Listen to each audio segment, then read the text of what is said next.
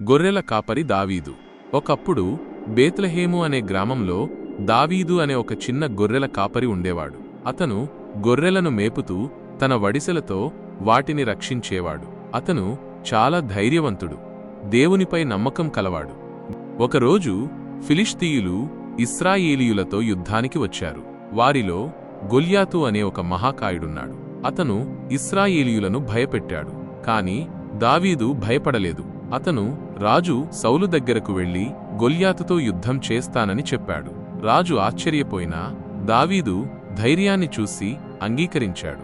దావీదు తన వడిసెలతో గొల్యాతును కొట్టి చంపాడు. దేవుడు దావీదును రాజుగా ఎన్నుకున్నాడు. ప్రవక్త సమూయేలు దావీదును అభిషేకించాడు. ఆ రోజు నుండి దావీదు రాజుగా గుర్తించబడ్డాడు. దావీదు వీణ బాగా వాయించేవాడు. సౌలు రాజు బాధలో ఉన్నప్పుడు దావీదు వీణ వాయించి రాజును శాంతింపజేసేవాడు. దావీదును సౌలు రాజు చాలా ఇష్టపడేవాడు. దావీదు ఇశ్రాయేలు రాజు అయ్యాడు. అతను 40 సంవత్సరాలు న్యాయంగా పరిపాలించాడు. అతను దేవునికి ఇష్టమైన రాజు.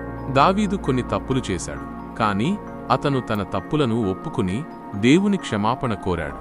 దావీదు తన పాపాల గురించి పశ్చాత్తాపపడ్డాడు.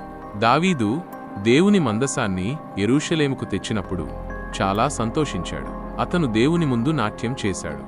దావీదు చనిపోయే ముందు తన కుమారుడు సొలొమోనుకు జ్ఞానం బోధించాడు. దేవుని మార్గంలో నడవమని చెప్పాడు. దావీదు జీవితం మనకు ధైర్యాన్ని, దేవునిపై నమ్మకాన్ని, క్షమాపణను నేర్పుతుంది.